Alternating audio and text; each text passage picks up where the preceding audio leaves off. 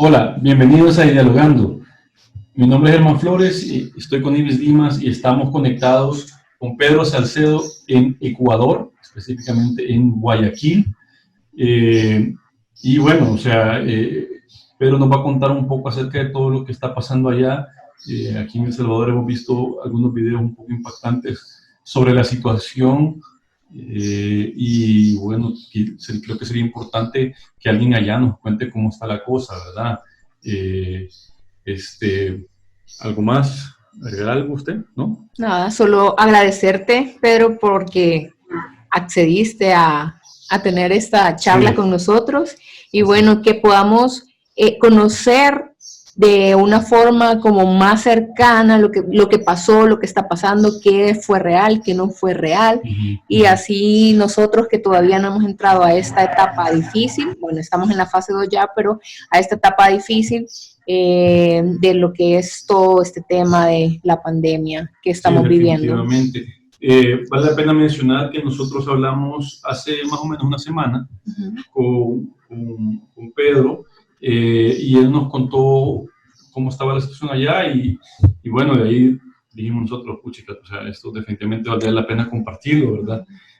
Así que bueno, Pedro, si quieres nos comentas un poco acerca de ti para que tengamos una idea, y que todos los que nos ven y nos escuchan puedan conocerte.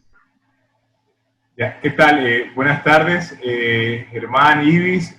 Bueno, soy guayaquileño, ecuatoriano, 28 años. Tuve el placer y gusto de conocer a Ibis, fue mi compañera en el INCAE Business School y bueno, Germán, el novio de ella, pues ahí los conocí.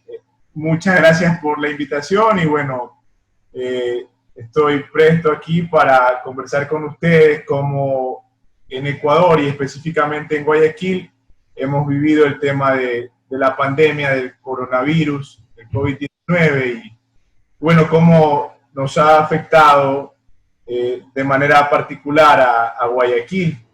Uh-huh. Responder ciertas inquietudes sobre fotos, videos que circulan en las redes sociales, pues no.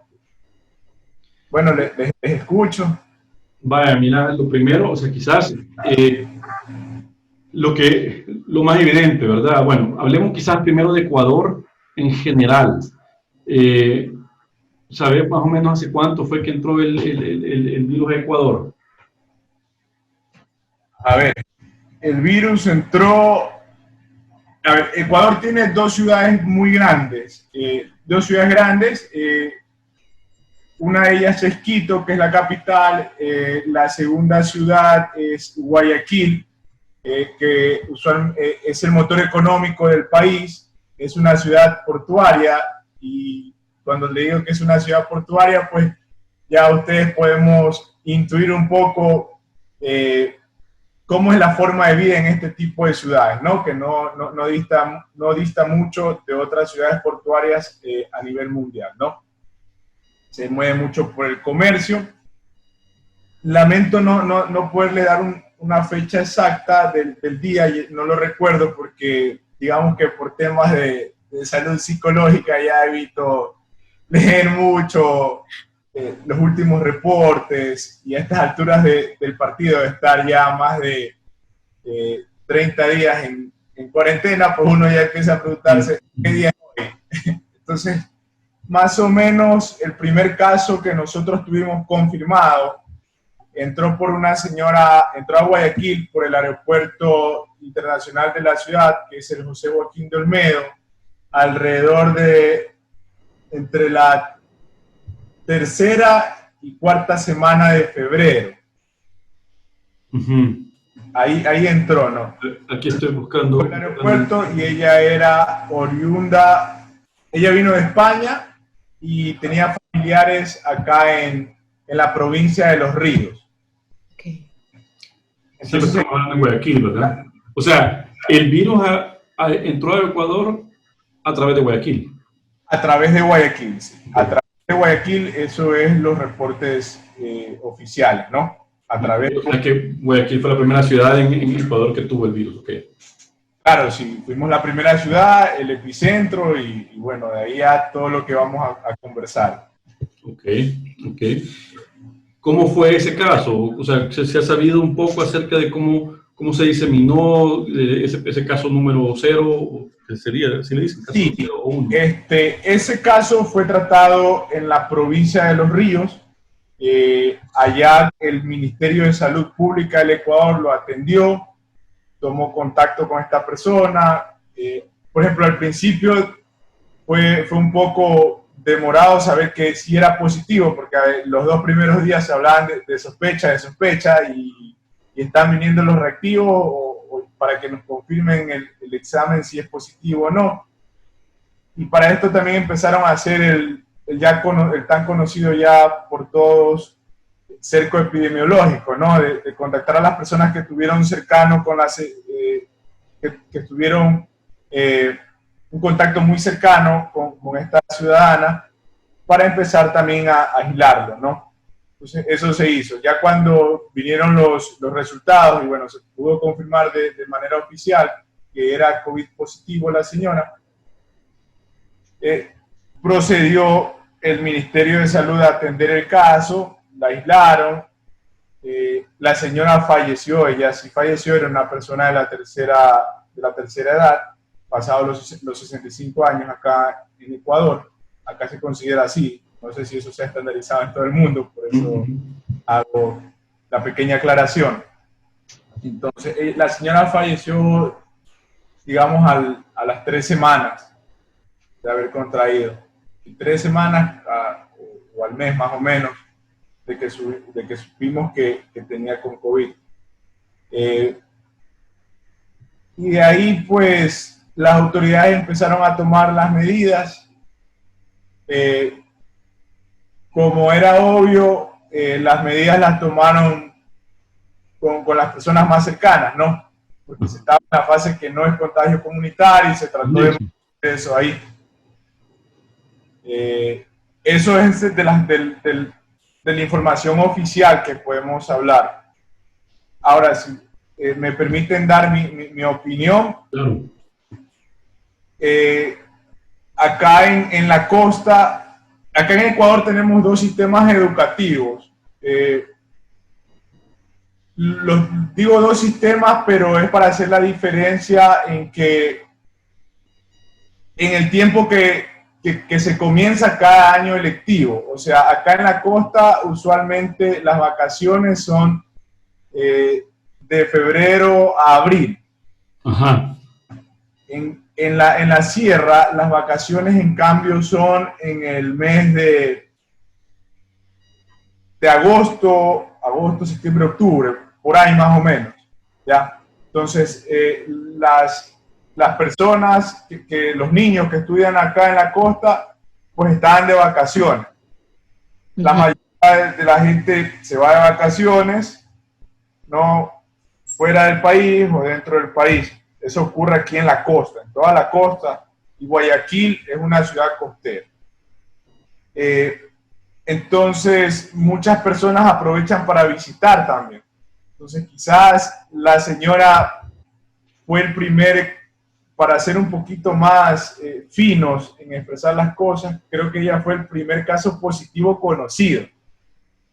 Wow. Pero necesariamente quizás no fue el primer caso de COVID.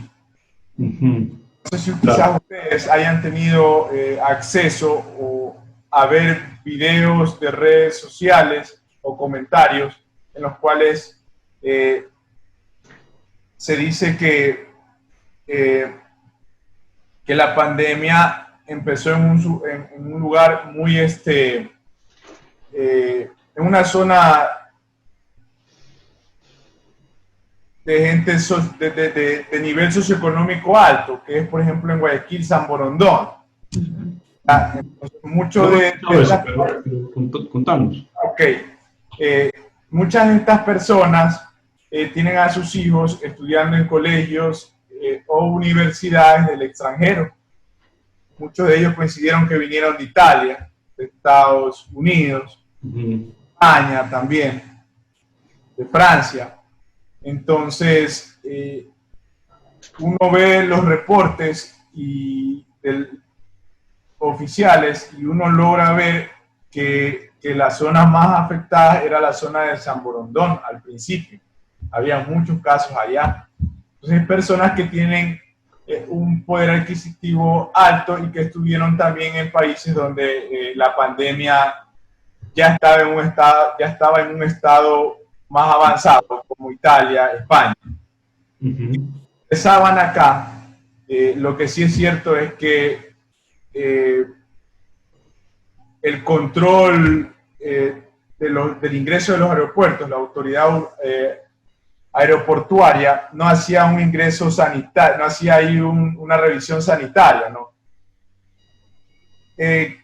No quiero yo hacer críticas en contra del gobierno, tampoco echarle flores a las acciones que han tomado, pero digamos que al principio era un poco complejo ponerse con cámaras termográficas, a ver, porque muchas personas son asintomáticas, entonces era un poco complejo. Quizás por ahí va la parte de que ellos no hicieron este tipo de controles sanitarios porque no son del todo efectivos. ¿No? Entonces, esa falencia yo creo que hubo aquí en el país, ¿no? Creo que realmente no se identificó el caso cero, no se lo identificó. Creo que la señora que en los registros decimos que es el caso cero, para mí no es el caso. No lo era, ella ya fue contagiada por alguien más. ¿Ok? Sí. Pero entiendo que esta señora no vivía en ese lugar que se llama San Borondón, decís. No, ella no, exacto, ella no vivía, por eso te hablo de dos realidades que ya se han ido viendo, ¿no? Ok. Ajá, entiendo. Y una pregunta, vaya, cuando todavía no se habían identificado casos, porque estoy viendo yo aquí en ¿cómo se llama? En un sitio que se llama Worldometers, que el primer caso en Ecuador se detectó el 1 de marzo, o sea, llevamos prácticamente... más de un mes y 20, bueno, ahora es 18, un mes, 18 días. Por ahí. Ya, mira, era más o menos lo que hablaba. El 1 de marzo dice que confirmamos nosotros, ¿no? Sí, aquí estoy viendo en Worldometers justamente que dice... Entonces más o menos coincide lo que yo te decía, que el primer caso lo tuvimos como entre la tercera y la última semana de febrero, porque se sabía que era sospechoso, pero ya no llegaban los reactivos, no teníamos las pruebas para poder decir si efectivamente es positivo. Febrero 29 me está diciendo, perdón, no es 1 de marzo. Bueno, en tal caso, como yo he dado rangos por el mismo detalle que no me acuerdo bien, Vaya, pero mi pregunta, de todas formas, o sea, la pregunta que te quería hacer yo era, antes de esa fecha, y llamémoslo así, vámonos allá por diciembre. En diciembre, todos nosotros estábamos viendo que estaba pasando esto en China, ¿verdad? Todo el mundo estaba viendo a China, que en China había pasado esto y, bueno, no sé los demás, pero yo por lo menos para mí era como que, bueno, China, otra vez, otro virus allá, ¿verdad? Porque, ¿cómo se llama? Ya hemos visto esto en el pasado. Y en general como que se ha logrado contener en aquel lado del mundo. Entonces, en ese momento, para mí todavía no era razón de alarmarme. Para mí todavía no lo veía como algo para alarmarse. Pero no sé cómo lo veía la gente en Ecuador, se veía gente viéndolo de cerca, pendientes, preocupados, no preocupados. Y mi segunda pregunta es, ¿cómo fue evolucionando esa preocupación y esa percepción a medida que fue pasando el tiempo? A la medida el tema se fue acercando más hasta que empezó a aparecer allá en Ecuador. Ok, bueno, en primera instancia lo veíamos por las noticias, acá desde diciembre, enero, las 3 primeras semanas de febrero, lo veíamos muy lejano. Tampoco recibimos por parte de las autoridades, digamos, un sistema preventivo, ¿no?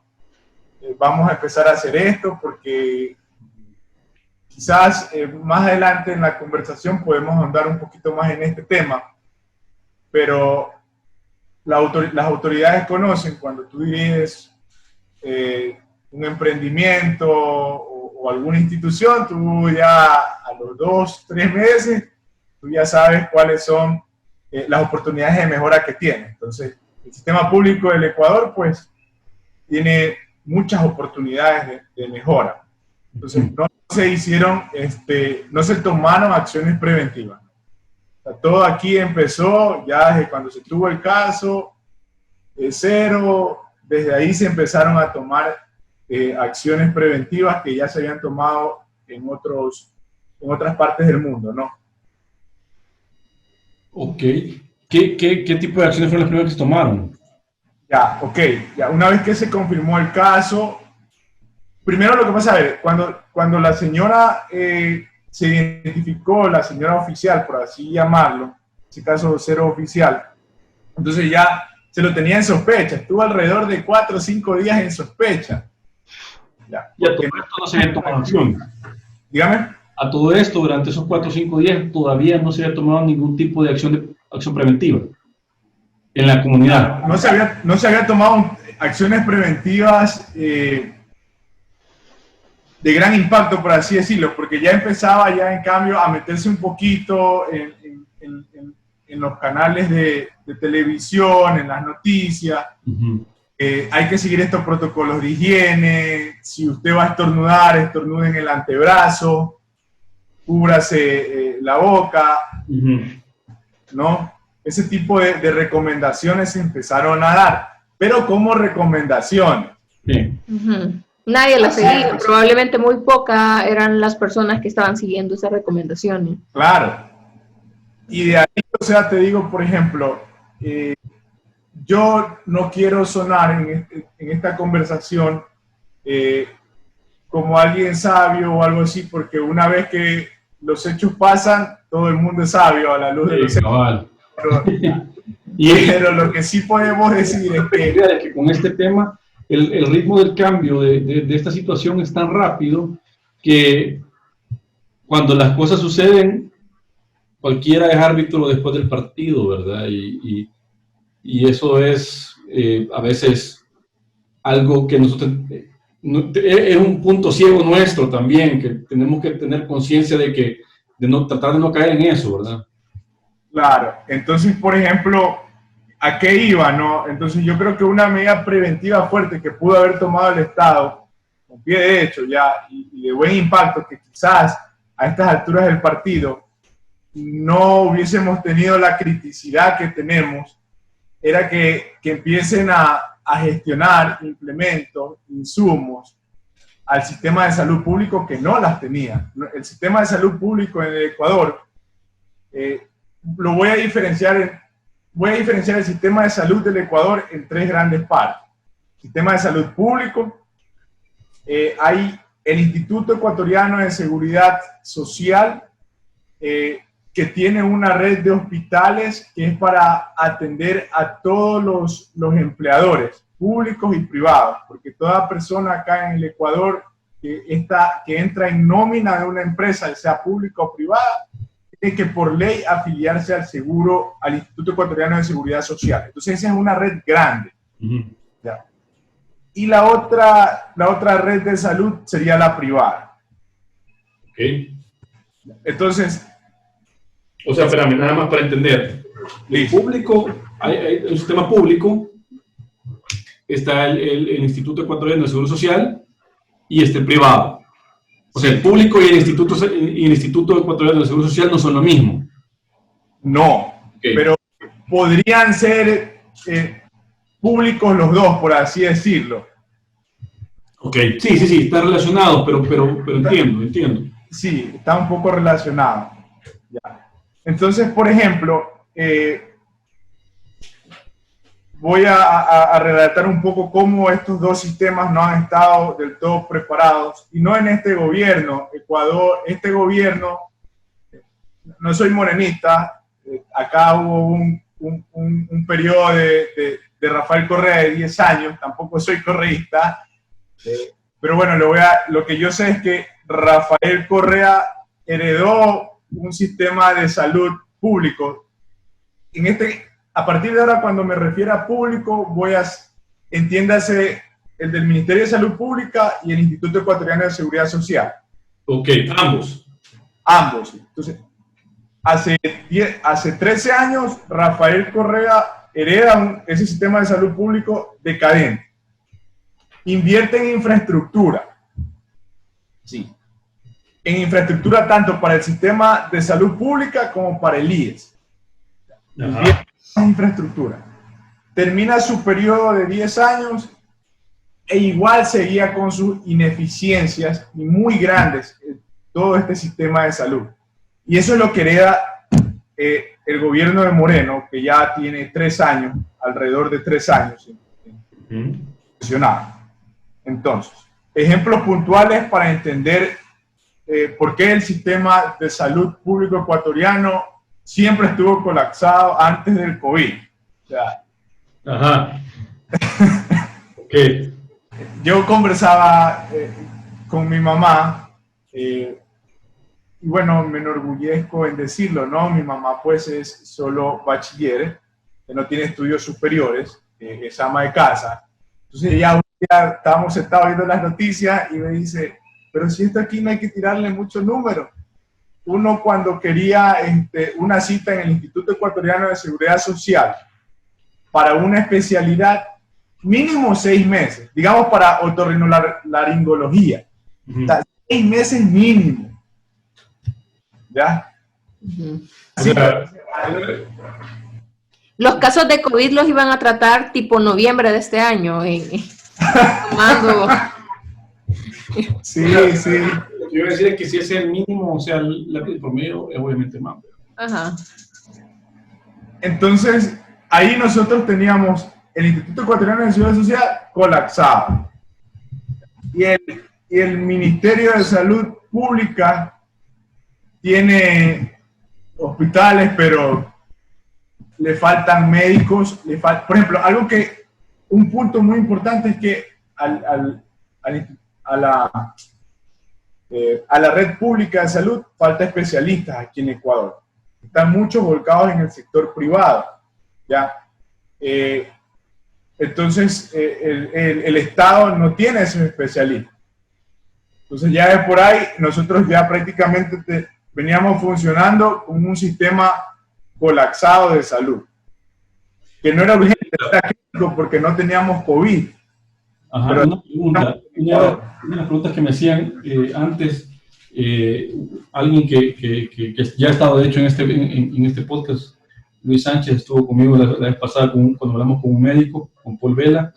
Entonces él me mandó un par de preguntas que quería que te hiciéramos a ti, y me dice, una de las que me decía era que si era cierto que solo 2 hospitales habían, entiendo que en Guayaquil. Germán, ¿me puedes repetir la pregunta que me llegó un mensaje? Va, que si era cierto que en Guayaquil solo hay 2 hospitales. No. ¿Hay más? No, hay más. Por ejemplo, no te voy a dar el número exacto, pero sí te voy a dar el número para que veas que no eran 2. Por ejemplo, aquí en la ciudad de Guayaquil, el IES tiene 2 hospitales grandes y de ahí uno es el Teodoro Maldonado Carbo. Hay un hospital nuevo, instalaciones de 2 años aquí en una zona que se llama Los Ceibos, y de ahí tiene otros satélites. Esos son del IES. Ok. Y del Ministerio de Salud Pública, sí hay hay un hospital nuevo en el Guasmo, que esa infraestructura la construyó el gobierno de Rafael Correa. ¿Qué más? Sí, hay fácilmente más de 5 hospitales grandes. Más de 5 hospitales grandes. Lo que te digo es que hay la falta de recursos. Hay hospitales, ha habido la infraestructura, pero necesitas el personal capacitado y los insumos. Y eso es mucho de lo que el gobierno actual ha tenido que gestionar en esta crisis. Están los edificios, ¿verdad? Pero falta el personal y los recursos para llenarlos. Claro, sí. Okay. Y ese es un problema porque la pandemia, lo que menos tenemos es tiempo, pues, ¿no? Para poder atenderla, ¿no? Y dar la respuesta. Entonces, ahí fácilmente entramos a una zona crítica. Ok. Ahora, lo que te acabo de decir solo en Guayaquil. De ahí Quito tiene el mismo sistema, pues no, es el Ministerio de Salud Pública, también hospitales en el IES. Sí. Ok. Yo pregunto a usted. Me gustaría que tal vez nos comentaras un poco, bueno, alguien de tu familia ya tuvo esta enfermedad y nos gustaría saber cómo lo vivió, la forma en la que se contagió, cómo fue todo el seguimiento que se le dio a su caso en específico y si tuvo contacto con otras personas, cómo se le dio seguimiento también a estas otras personas. Claro, sí, sí. Tengo dos hermanas mayores, yo soy el último, hijo de mis padres.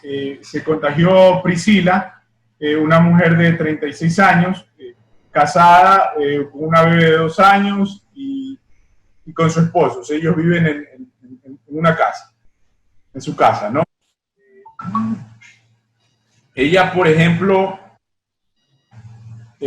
Priscila, por ejemplo, tiene asma, es algo que tenemos que, lo traigo a colación porque es una comorbilidad bastante importante en este punto, porque estamos hablando de un virus que ataca el sistema respiratorio. Correcto. Permítame un segundito para poner a cargar la máquina que se está descargando. Ok.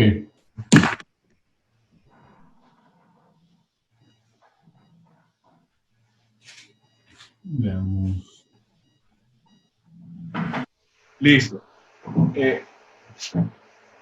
Priscila se contagió déjame ver, entre el 15 de marzo a partir del 13 de marzo, esos días. Ella se contagió, sí, con una persona que había venido de los Estados Unidos, había pasado por aeropuertos, así, tuvo una reunión y, sí. Entonces, ella descubrió los síntomas porque, bueno, ella ya ha aprendido a vivir con su asma, ¿no? Entonces ya se conoce. Uh-huh. ¿No? Entonces, ella tiene, el asma de ella es activo, o sea, ella tiene todavía a esta edad un ataque de asma. Sí, ella se cuida, o sea, digamos que muy rara, cada 2 años por ahí le da una crisis de asma, dependiendo, ¿no? Por el cambio de clima que acá se vive. Eso es algo importante que ya lo podemos... Te pregunto eso porque yo de niño y adolescente padecía de asma, pero yo no he tenido un episodio de asma desde que, no recuerdo, tal vez habré tenido unos 16, 17 años la última vez que tuve un episodio de asma. Por eso te preguntaba eso, porque a pesar de eso, yo siempre mantengo en un botiquín, tengo siempre el inhalador, que es salbutamol, es lo que salbutamol, sí.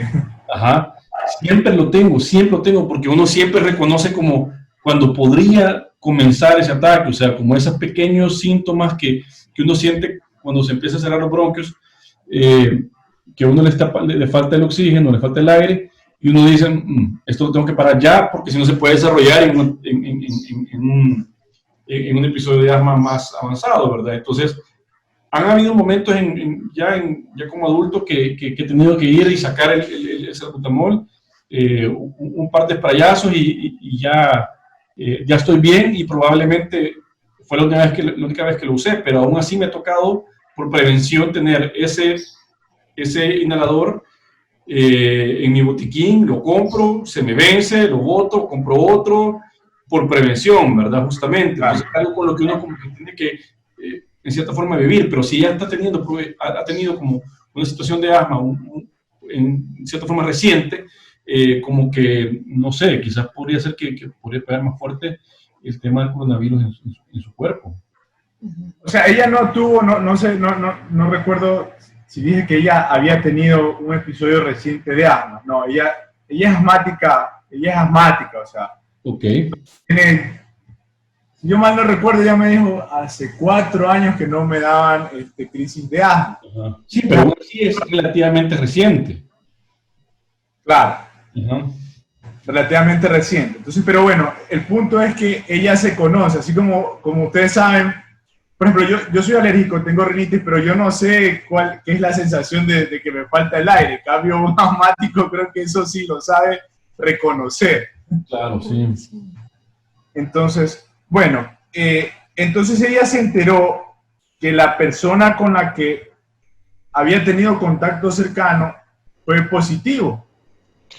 Y ella tenía pues, ciertos síntomas. Los síntomas de ella fueron, de mi hermana fueron tos, que hasta el día de hoy le perdura. Ajá. Ha bajado la intensidad. Tuvo 2 días dolor de cabeza muy fuerte. Ya. Pérdida, y sí, sentía que le faltaba el aire. Ella no tuvo pérdida del olfato, de lo que nos comentó. ¿Calentura? Tampoco el gusto.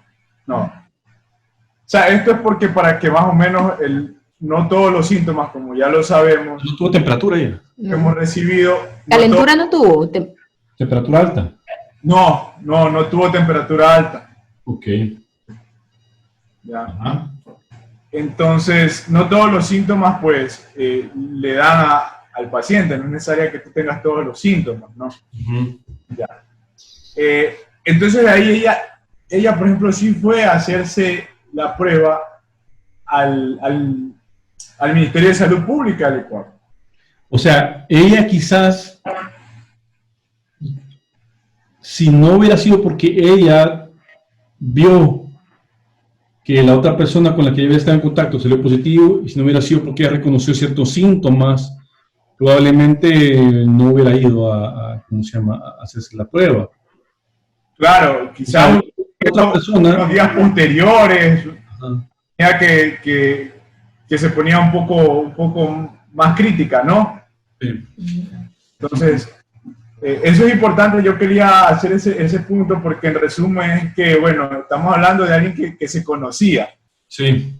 Por eso pudo tomar acciones tempranas. Entonces, bueno, logró hacerse el examen en el Ministerio de Salud Pública. Eso fue una odisea. Porque un punto era de que no teníamos los reactivos. No había reactivos en el país. Tú nos comentaste cuántos habían para la población. Sí, eso te voy a decir. Caso puntual de mi hermana, que fue ese día y ella la citaron. Primero el gobierno ya había habilitado una línea, el 171. Uh-huh. Entonces, al principio ahí, ¿cuál era, digamos, el speech que le habían dado a la persona que te atienda? Porque no necesariamente te atendía un médico. Era que tú tenías que tener todos los síntomas, que fiebre, que te falte el aire, tos, dolor de cabeza, para que te diga, ok, si puede ser positivo, venga. Ya. Entonces, tuvo que estar 1 hora en el teléfono para que por fin le pudiera acceder a una prueba.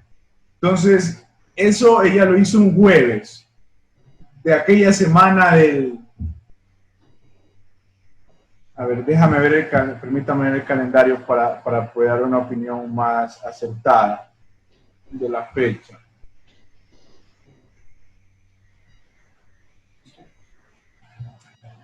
¿Qué día fue? 13. Lo hizo el jueves 26, más o menos se tomó la prueba. No, se paró la cita.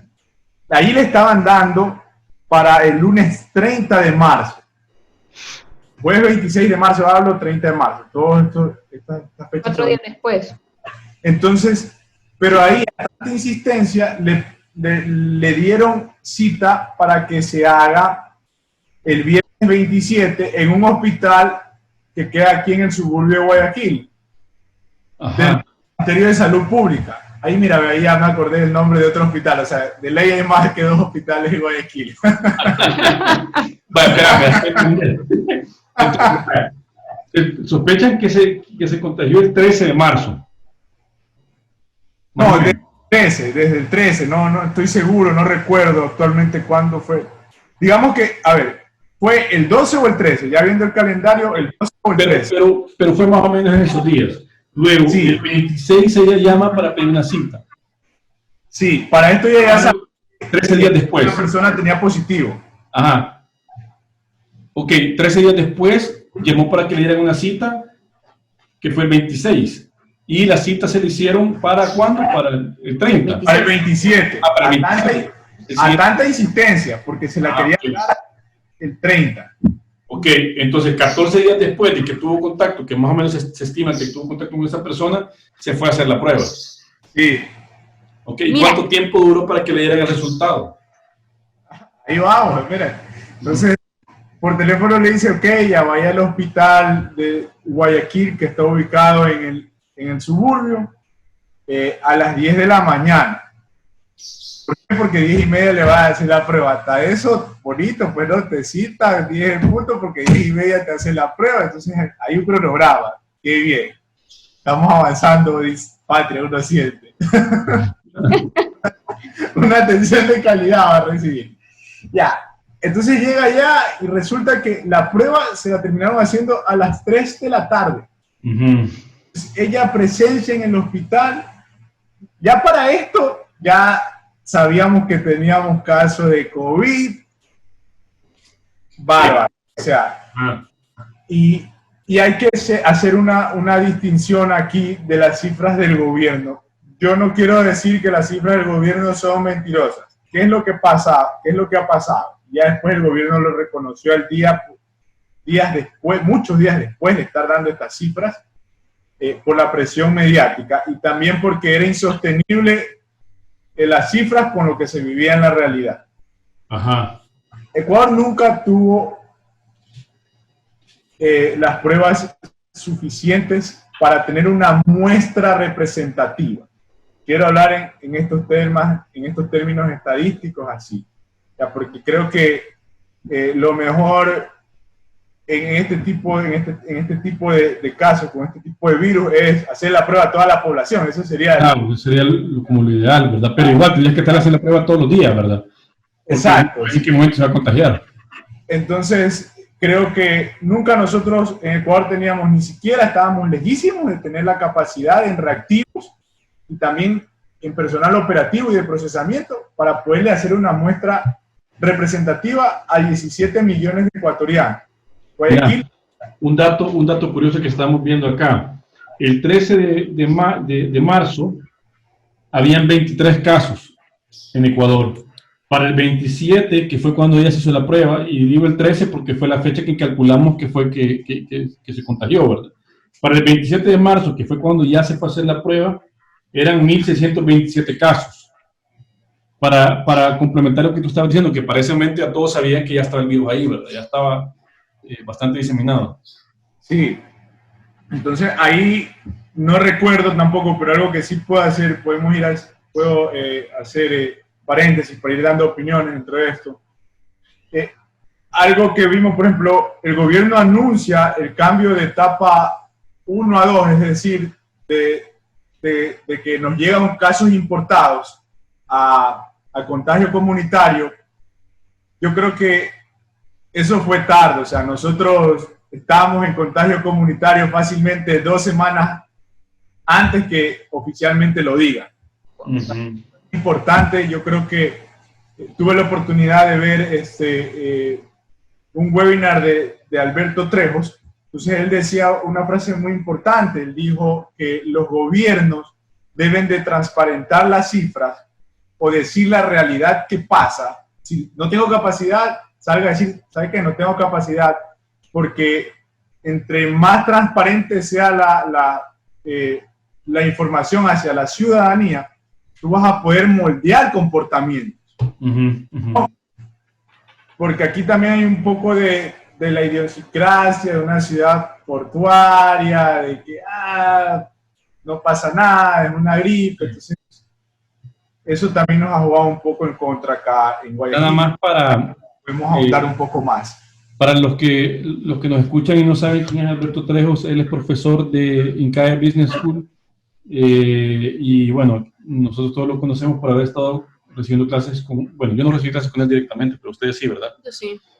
Pero sí, bueno, yo también estuve en algún webinar que él está impartiendo y él está muy, muy empapado de estos temas, ¿verdad? O sea, él fue ministro de Economía en Costa Rica en algún periodo que no lo tengo en mente en este momento. Okay. Entonces esa frase que él dijo pues aplica mucho quizás a nuestros países de Latinoamérica, donde la ciudadanía como tal ha perdido confianza en las democracia, en sus gobernantes, ¿no? Pues siempre estás que no te dicen la verdad. Entonces, en situaciones pueden jugar en contra. Es como ir donde el médico y con dolor de cabeza y decirle, me duele un poco el estómago. O sea, o sea, no decirle la verdad al médico prácticamente lo que va a llevar a un mal diagnóstico y que te den la medicina equivocada, ¿verdad? Exacto. Entonces, bueno, ese día Priscila llega, para esto ya sabíamos que ya aquí había el COVID, ya había muchos infectados, no era lo que se decían en cifras oficiales. Entonces tuvo que esperar desde las 10 de la mañana que llegó hasta las 3 de la tarde, 5 horas. Qué estrés. Entonces ahí vio cómo justo llega por ahí, mientras ella esperaba, un paciente con COVID en estado crítico. Para esa fecha ya no había cama en el Hospital Guayaquil del Ministerio de Salud Pública. Ya, por casos de COVID o por infecciones respiratorias, porque como tampoco teníamos pruebas, no puedes salir tú a decir sospecho que tienes, sino usualmente tú no tienes. Entonces, bueno. Entonces, bajan al señor de la ambulancia, no lo reciben, lo vuelven a ingresar a la ambulancia. Entonces, mi hermana me decía, yo veo que hasta los mismos médicos están un poco asustados, no saben qué hacer.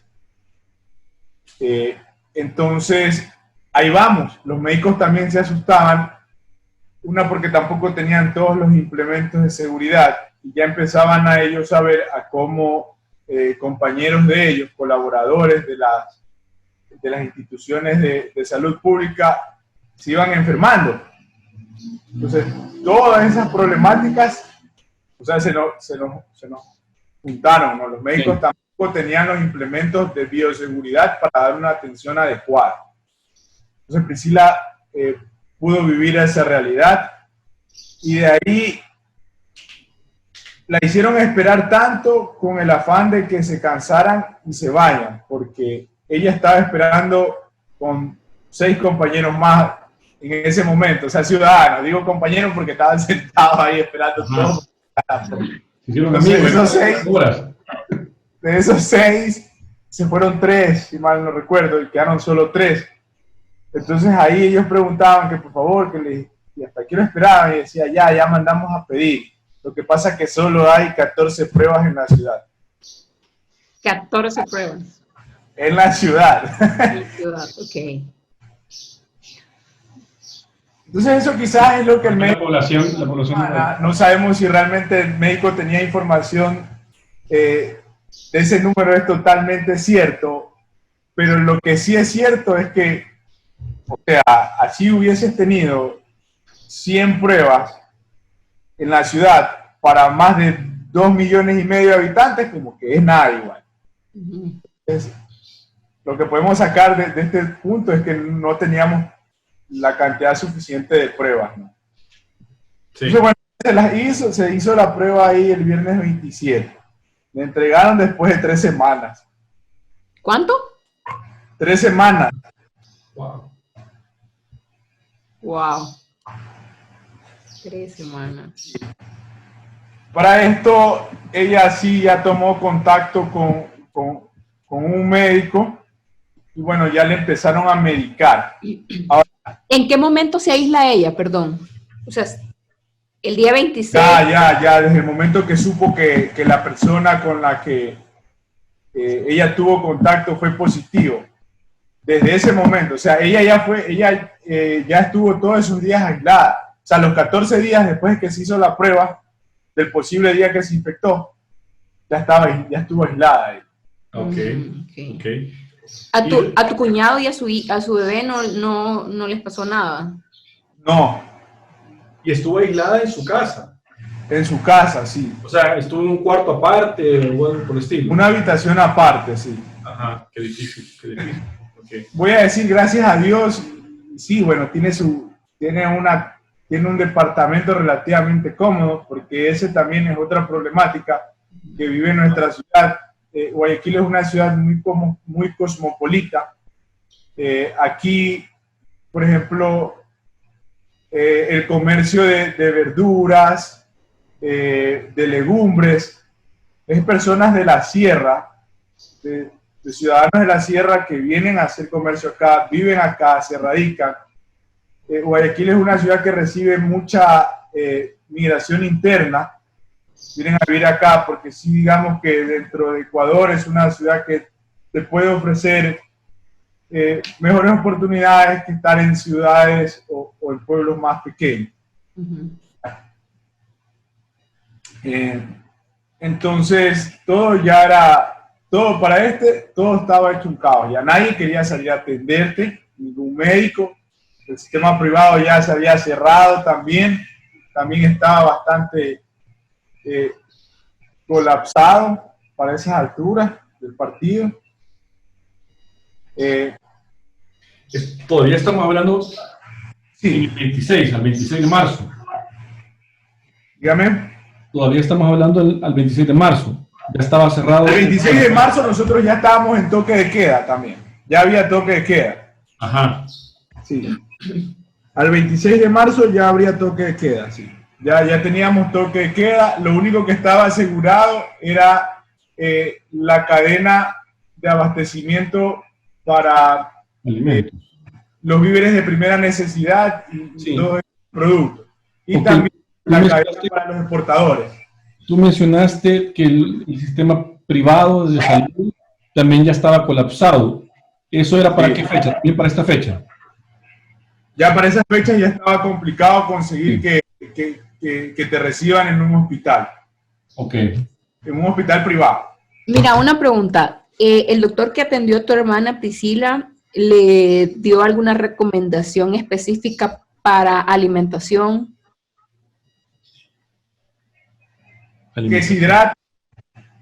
Que se hidrate específica, así no. O sea, coma estas proteínas, no. Fíjate No. que te lo pregunto porque la cuñada de mi tía, que está en Washington, a ella sí le dijeron que tomara como cosas calientes, sopitas, té, infusiones de diferentes tipos. Entonces, ella sí se puso muy mal en algún momento y al parecer ese tipo de alimentación que el doctor le recomendó le hizo bastante bien. Pasó 2 semanas había días que la pasaba muy mal, al final se recuperó. El esposo de ella todavía está en el hospital, está grave, no sabemos qué va a pasar con él, esperemos que se recupere porque ya tiene más de 1 semana de estar en el hospital. No se la dio, pero ella sí tomaba ese tipo de cosas, ¿no? Calientes, tratar de tomar manzanilla, orégano, no recuerdo, soy pésimo para ese tipo de cosas. Pero yo soy bastante escéptico con temas así porque creo que, digamos, al igual cuando a uno le da un resfriado, tomar cosas calientes se siente bien y ayuda a aliviar los síntomas, pero no te cura, ¿verdad? Entonces creo que como que ese tipo de cosas sí pueden ayudar como a sentirse un poquito mejor, ¿verdad?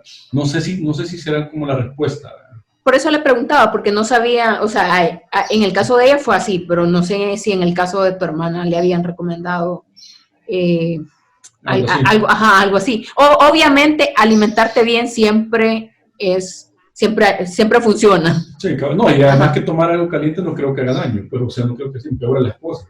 Por lo menos como mínimo te la mayoría, acá Ecuador tiene pues bastante, es un país con muchas culturalmente diverso, entonces en la sierra tenemos los descendientes de los incas, aquí hubo la cultura incaica, entonces ellos hacen muchas fusiones de té con hierbas y esas cosas, por ejemplo se usa mucho el eucalipto y todas esas cosas pues también se usan en la costa, entonces la gente de por sí toma todas esas cosas así calientes, o sea, medicina natural mucha gente también ha estado tomando, por así decirlo, y creo que sí, en cierto creo que todo suma, ¿no? A este tipo de cosas, ¿no? Claro. Ahora, me perdí un poquito, si me dicen por dónde estaba. Yo tengo una pregunta con respecto a la respuesta de la prueba, que tú dijiste que se la dieron 3 semanas después. Eso me pondría, si no me equivoco, casi como que la semana pasada. A ver, déjame ver. 3 semanas después, se le hizo el 26. Sí. Sí, casi la semana, el lunes pasado, el lunes 6 más o menos le dijeron. ¿Y cuándo le dieron se hizo una segunda prueba, verdad? Sí, esa fue esta semana, se le hicieron el martes 14. Ah, bueno, entonces nosotros hablamos ese día. Ese día hablamos, ¿verdad? ¿De qué día hablado? El día que le hicieron la prueba a ella. El 14 de abril hicieron la segunda prueba. Ajá. Para ya descartar que está sana y pues la sumar a las estadísticas de sana. O sea, estuvo enferma legalmente, o según las estadísticas, ¿qué día fue? ¿El 27? El 27 hicieron la prueba, pero le dieron la respuesta el lunes 6. Y el 14 ya estaba saliendo, digamos. O sea, en las estadísticas así aparecería ella, pues. Ajá, bueno, claro, sí. En las estadísticas habrá aparecido ella. Aún no, porque todavía no le entregan el resultado del Ministerio de Salud Pública de la segunda prueba. O sea que ella según estadísticas, todavía estaría como activa. Vaya, pero digamos que exacto. Lo que más estamos viendo es los casos nuevos, ¿verdad? Cuando vemos las curvas, son las curvas de casos nuevos. Exacto. Entonces ella probablemente apareció como caso nuevo el lunes 6. Exacto. ¿Verdad? No. Ah, sí, el lunes 6, claro. El lunes 6, ajá. Entonces, significaría esto que se podría inferir, llamémoslo así, que en el mejor de los casos, cuando alguien, bueno, si extrapoláramos un caso a todos los demás, que eso no es correcto, pero para hacer el ejercicio, alguien que detectan hoy o que lo detectaron el lunes 6 está infectado desde marzo 13, o sea, 3 semanas atrás. Claro. 13 sí. Al 6, 3 semanas atrás. Y fíjate que según las estadísticas, el día 6 de abril habían 3.747 casos. Entonces, digamos, tu hermana apareció ese día. Claro, sí. Y ahí era yo no había hecho el análisis que ustedes lo están haciendo ahí apuntando, pero es lo que yo les decía, que nosotros fácilmente entramos en contagio comunitario 2 semanas antes y que lo anunciara la cifra oficial. Sí, claro. Esa es una prueba que nos ayuda a identificar eso. Sí, y esto es importante tomarlo en cuenta, porque es que lo que pasa es que lo que te estaba diciendo, vaya, el 13 de marzo habían 23 casos contabilizados oficiales. Pero estamos hablando que el 6 de junio le dan el resultado de la prueba. El 6 de abril. Sí, 6 de abril, no sé qué es junio. El 6 de abril le dan el resultado positivo a tu hermana, pero tu hermana realmente, en teoría, debería estar contabilizada por allá por el 13 de marzo, ¿verdad? O sea, claro, que todos esos 3.747 casos que tenían ustedes el 6 de abril, muy probablemente ya estaban activos para 2-3 semanas antes. Claro. ¿Verdad? Y mira que ahí también vamos a ir dándole un poquito más de sustento a las opiniones que yo les daba, de que nosotros no teníamos los suficientes reactivos para tener una muestra representativa de los infectados. Porque esos 3.000, ahí ya había filtro. O sea, las personas que estaban graves porque llamaban al 171 y digamos que ellos no querían estar, por así decirlo, gastando una prueba en una persona que quizás vaya a salir negativa.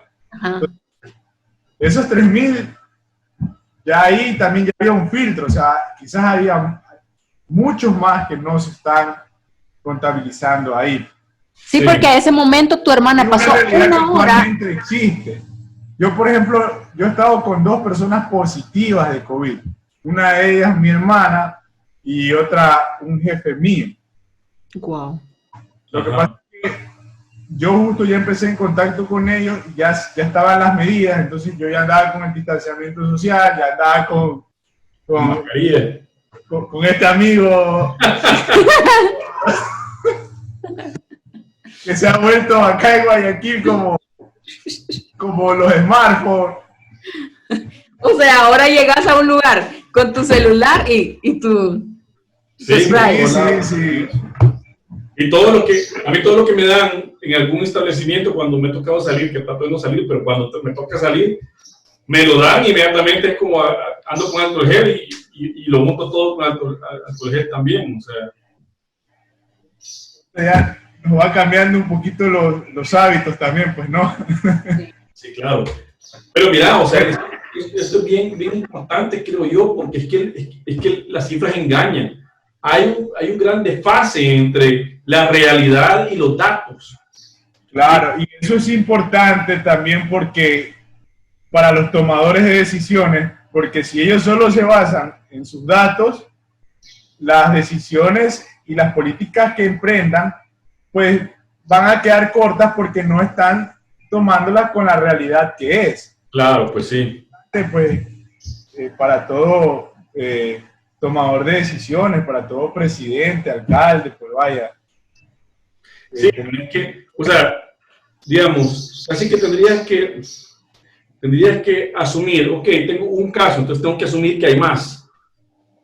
Entonces, si asumo que hay más, tengo que asumir que mañana van a haber aún más de los que yo podría asumir si solo me baso en ver un caso, ¿verdad? Y a veces creo que eso es lo que falta en el análisis. Claro, digamos que... No estoy hablando de gobierno ni de política, estoy hablando de lo que nos falta a nosotros cuando queremos interpretar lo que vemos y queremos interpretar si las acciones que toman gobiernos están correctas o no, ¿verdad? Claro. Pero ejemplo, para el tema de Ecuador, ¿no? Yo digo, sí, ok, vemos que no tenemos el suficiente número de reactivos. Entonces, a esa cifra que yo tengo de positivo, tengo que hacerle, por así llamarlo, una corrección. Multiplicar por algo, para el momento más o menos que yo vaya a tomar una decisión, no la tome teniendo en mente que tengo, por así decirlo, 3.000 infectados, sino 9.000. Correcto. Eso es importante también. Bueno, sigamos con el caso de mi hermana. Ella se aisló, empezó su aislamiento antes de tener el resultado, tuvo que medicarse. Ella le medicaron con acitromicina y plaquinol. El médico le recetaron. El plaquinol se lo recetaron después de que ella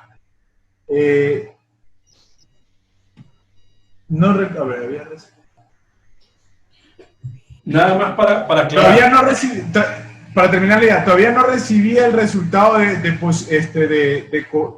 COVID positivo, pero ya todo daba de que tenía.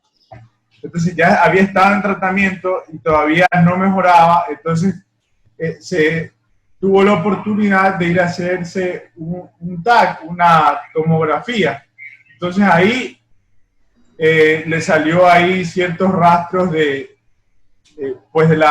los colaterales que te deja el COVID, de los pulmones, de las lesiones. Ajá, inflamación o hay, ¿cómo se llama? En las radiografías se mira como nubladito el pulmón. Sí, exacto. Entonces en el TAC de ella le salieron los 2 pulmones inflamados y bueno, en un pulmón sí le salió, estaba 5% afectado por rastros de COVID. Entonces ahí ya le mandaron, le sugirieron administrarle plaquinol. ¿Qué es el plaquinol? La vez pasada tú nos explicaste esto, pero para los que nos escuchan ahora... es un tratamiento, es un antimalárico que lo estaban usando en Francia, así. Entonces, bueno, el médico ya valoró el caso de ella, su edad, sus comorbilidades y pues dijo, bueno, vamos por este. Ok. Eso también se le iba... La acitromicina es la misma que para están su asma. recomendando mucho, bueno, que Trump ha salido recomendando, ¿verdad? Decía él hidrocloroquina y acitromicina, si no me equivoco. Trump. Sí, creo que el plaquinol, el compuesto activo es la hidro... Ah, ok, ya. Sí, Ajá, sí. ahorita lo veo. Bueno, entonces, bueno, tuvo acceso. Para esto, conseguir medicina, créeme que es un calvario, una odisea acá. Aquí en Guayaquil se dio el fenómeno de que bueno, hubo el repunte de una demanda, un pico de demanda, porque bueno, tú escuchas que sí, que tome paracetamol, que consiga azitromicina, entonces obvio que se va a desabastecer el mercado, pero aparte también se empezó a generar acaparar los medicamentos para luego especular con el precio, ¿no? Eso es algo que aquí también se ha dado en las... Nada más confirmarte que sí, en efecto, aquí ya lo encontré y el plaquinol es exactamente hidroxicloroquina. Ya, el compuesto activo del plaquinol ha sido la hidroxicloroquina. Entonces. Ok. Sigamos. Y bueno, y ahí ha salido ella adelante.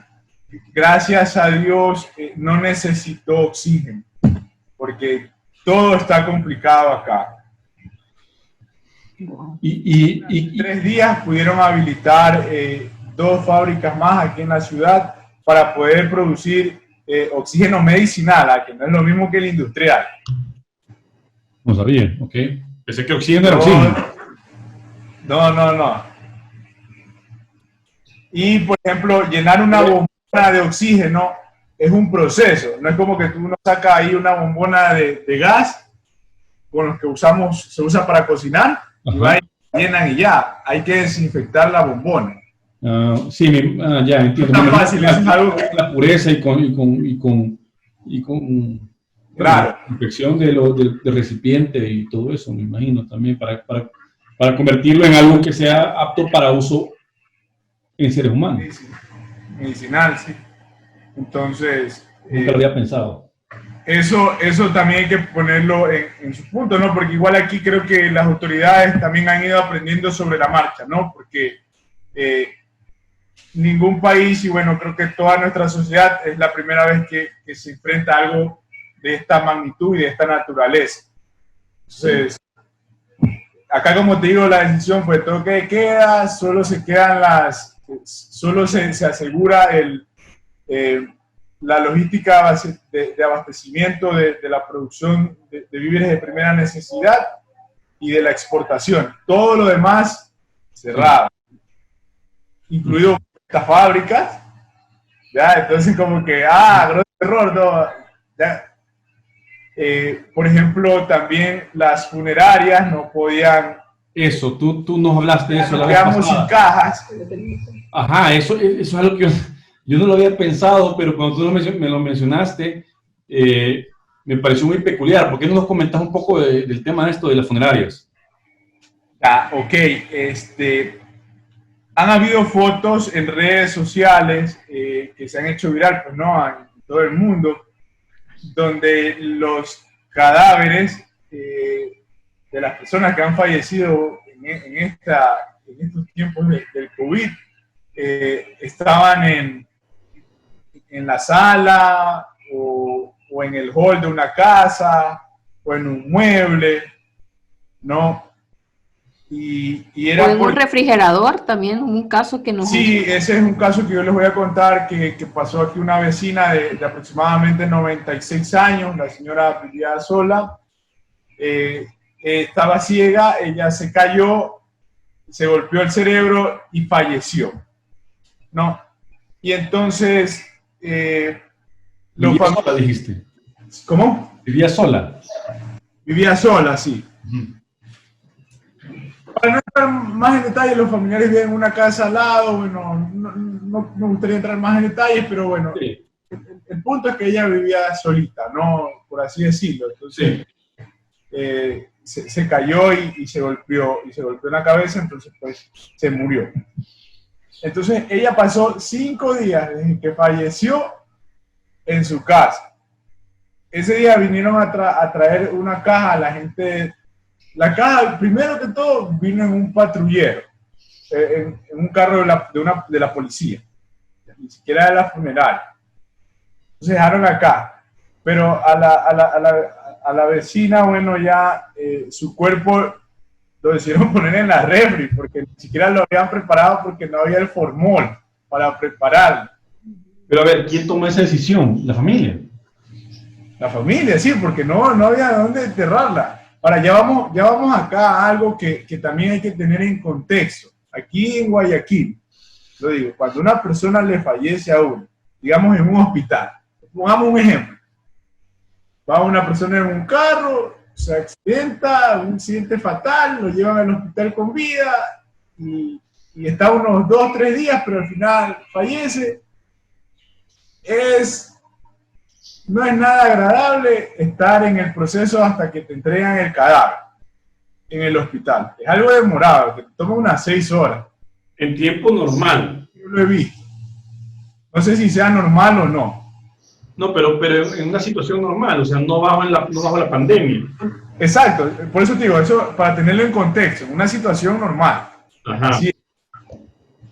De ahí aparte que tenemos que ver si la familia de la persona que falleció o esta persona que falleció fue precavida, por así decirlo, y tenía un seguro mortuorio, una bóveda, una caja, eso.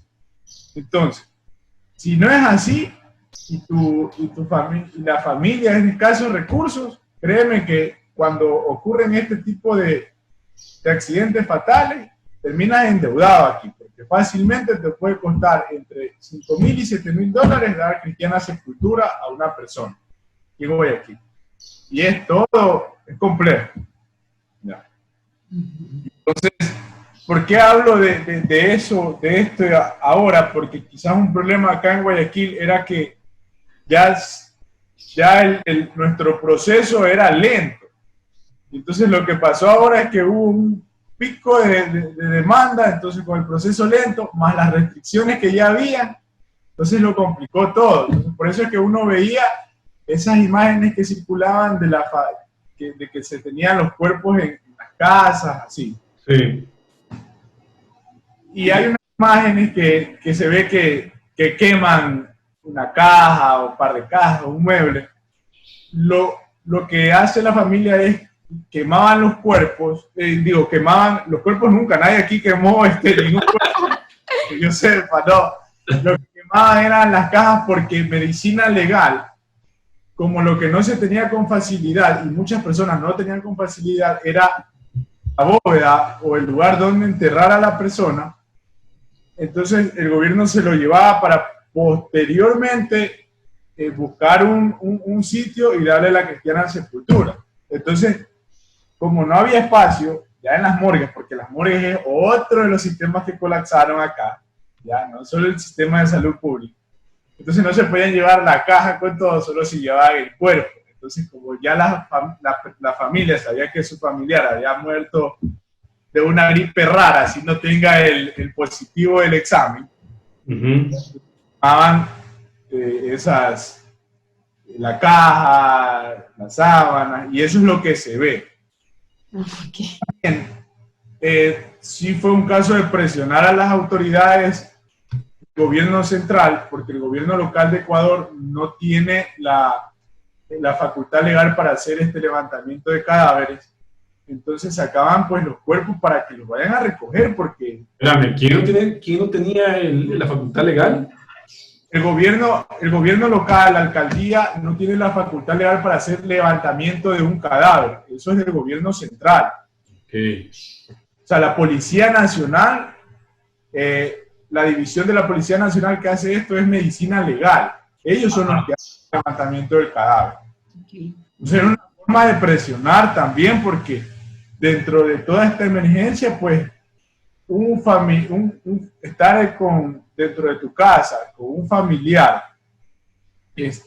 fallecido, con el cuerpo del familiar fallecido, es otro foco de infección, vaya, y ni siquiera no, y el efecto psicológico no, para un velatorio, como poner formol y no sé qué químicos más se usan para preparar un cuerpo, ¿no? Sí. Estaban así. Sí, es todo un procedimiento, entiendo yo. Y también el tema, o sea, lo difícil que debe haber sido para las familias tener ese cadáver en la sala o no sé, donde sea que lo tuvieran por varios días. O sea, no fue una noche, no es que hoy falleció y bueno, o sea, mañana lo vienen a traer. O las familias completas, también nos decías que habían casos donde toda la familia murió. Qué difícil, o sea, para la última persona también ver que Claro.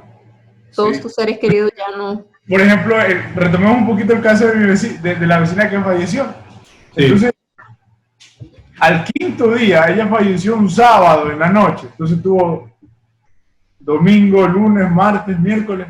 El jueves en la mañana se la llevaron a poder enterrar ya. Porque ahí recién ya habían podido encontrar la familia la funeraria ya en un camposanto ya le habían dado una bóveda. Pero eso era porque ellos sí tenían un plan, sino que estaban buscando en ese momento, ¿me comprende? Como todo estaba colapsado por eso. Pero eso sucedió acá en Ecuador, el colapso de estos sistemas. Y digamos, lo que tú decías es que la gente sacaba los cadáveres a la calle para presionar al gobierno para que lo fuera a traer. Para que vayan a hacer levantamiento y se lo lleven si es que ya ellos no podían ir a obtener la posibilidad de irlos a enterrar. Y no será también un tema como de salubridad, pues, o sea, que tal vez las familias toman la decisión de sacarlo a la calle porque pues, ya no quieren tener en la casa por un tema de salud, un tema de higiene. Bueno, me imagino también porque ya básicamente nos enfrentamos ahí a una situación de supervivencia, ¿no? O sea, claro, una situación sumamente extrema. Claro, es algo extremo, ¿no? Ahora, a la calle como tal, yo nunca vi esas imágenes. Lo que se veía es que, por ejemplo, en un mueble lo sacaban ahí como una especie de garage o de hall, ahí antes de entrar, ahí lo tenían así. Esas fueron las imágenes que vi. ¿Tú lo viste en las noticias o lo viste en realidad, en la vida real? Lo vi por redes sociales. El único caso que yo puedo hablarles es el de la vecina que falleció, que yo digo, o sea, sí. Digo que estaban en la refrigeradora, los familiares la habían puesto porque ellos nos dijeron. Sí. Sí. Qué difícil, qué difícil. O sea, sí, o sea, es difícil realizar esas cosas, metérselas en la cabeza y entenderlas realmente, porque solo viviéndolas. Mira, y vaya, pero esto se dio en diferentes puntos de Guayaquil o fue tal vez en una zona específica. No sabría decirte, pero lo que te puedo...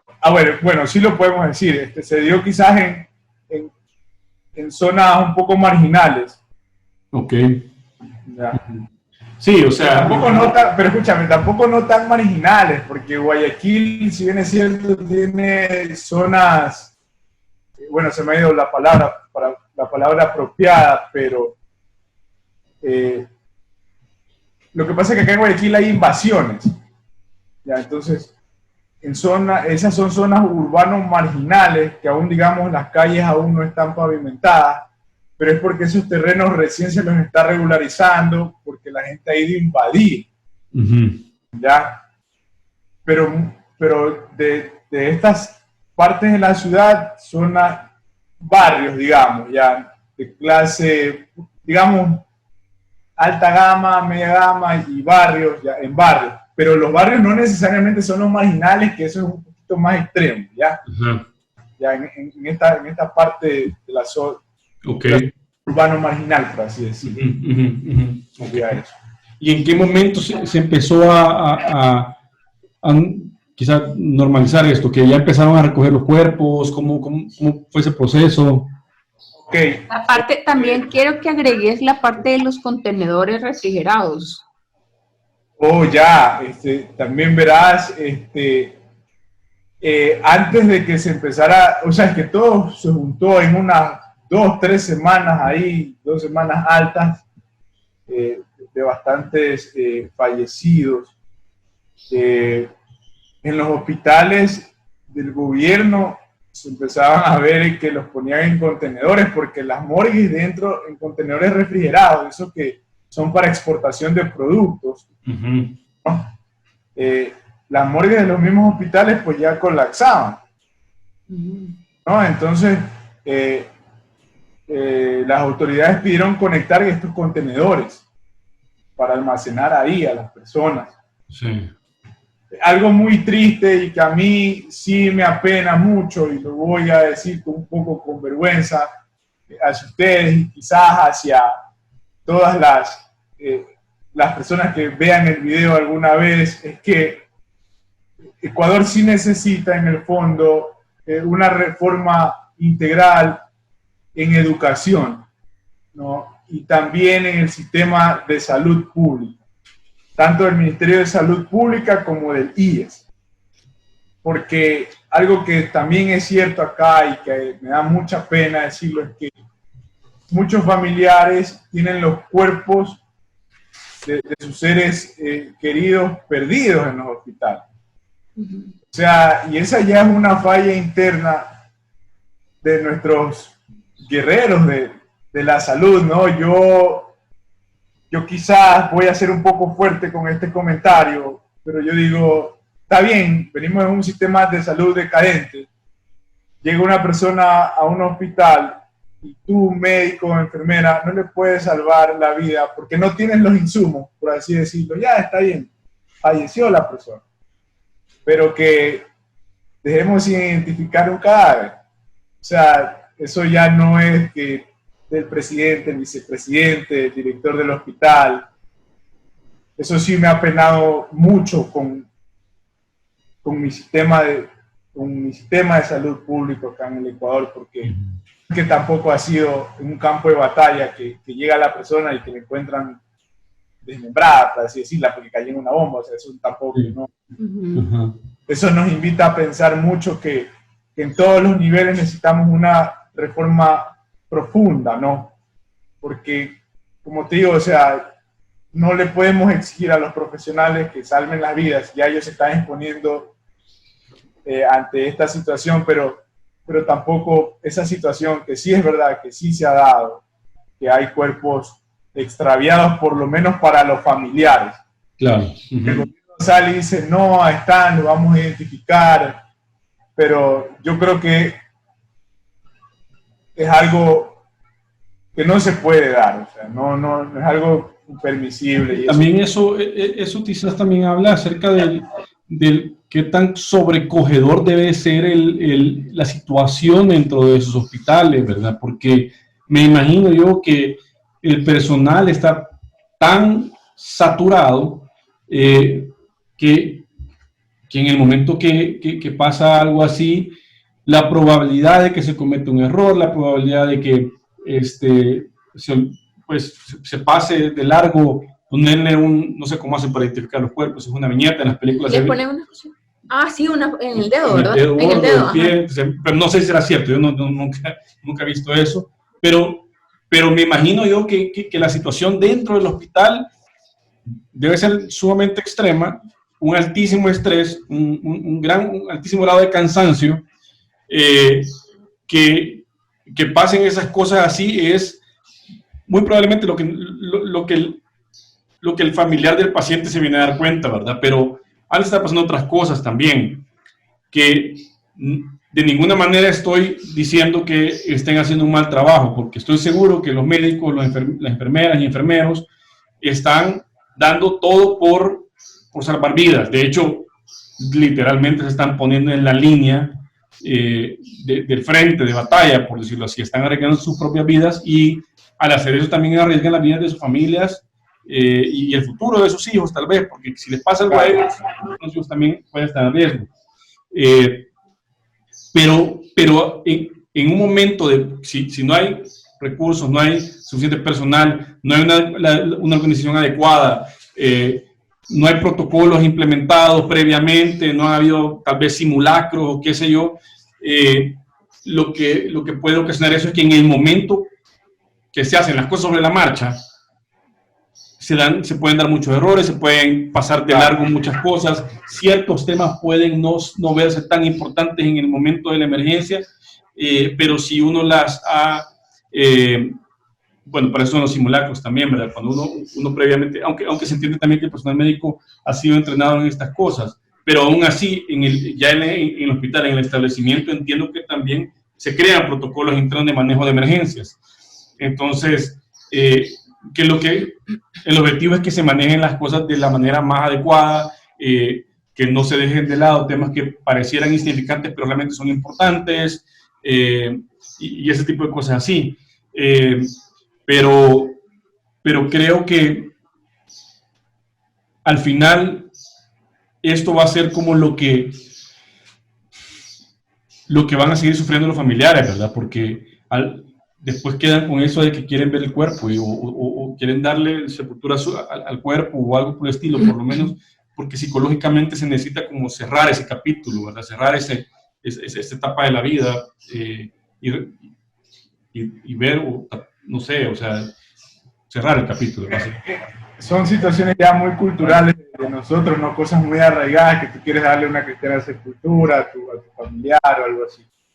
Entonces, quizás son cosas que países hermanos que aún no afrontan esto, que tomen las cosas en serio, porque sería penoso enfrentarse a una situación así, ¿no? Y lamentablemente, pues, eso es lo que ha ocurrido acá y ya se ha mejorado. Por ejemplo, el gobierno estas últimas, hace 2 semanas y media, tomó la decisión de hacer una fuerza conjunta para el levantamiento de cadáveres, ¿no? Y entonces ahí empezaron a recoger, aumentaron la capacidad para recoger más cadáveres que habían fallecido en sus casas.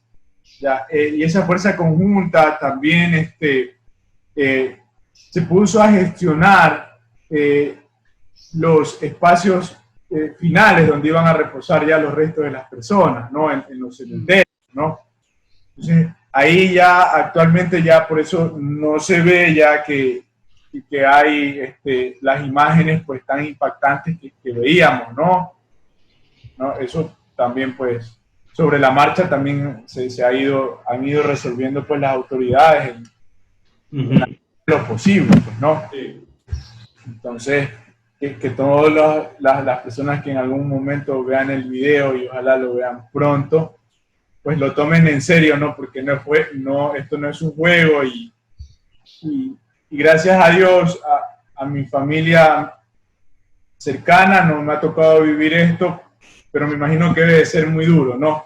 Estar en estas situaciones. Entonces, lo más inteligente, pues, es respetar las indicaciones del gobierno para no exponernos a este tipo de situaciones que más allá son muy penosas y dolorosas. Fíjate que una de las cosas que, digamos, Germán, me pasa como recalcando cada día es porque vemos que muchas personas, y nosotros ahorita lo vemos desde un panorama como que por fuera, ¿verdad? Se habla mucho de qué es más importante, el hecho que se le dé prioridad a la vida versus a la economía, ¿verdad? Porque depende de la situación en la que estás. Si tenés un negocio, vas a decir, puchica, no puede ser que por esto, al menos en nuestro país, que todavía no está tan fuerte, que todas las medidas que se han tomado, si tenés negocios, los ves como que, o sea, qué loco que estamos tomando todas estas medidas sin sentido y la economía se está yendo por un tubo, pero cuando ya tenés, tal vez, vos que tuviste tu hermana, con este caso, creo que te pusiste ya tomando en cuenta otros valores y es que mi hermana se recupere. Me vale madre la economía ahorita, sino que quiero que mi hermana viva esto, supere esto más bien y luego ya vemos. Y en este sentido yo sí soy bastante humilde y haciendo énfasis en tu comentario, porque por ejemplo, esta es una pandemia que ha sobrepasado los sistemas de salud de países desarrollados, ¿no? Entonces, nosotros en Ecuador, pues tenemos que ser humildes en reconocer que no tenemos un buen sistema de salud, que ya estaba colapsado.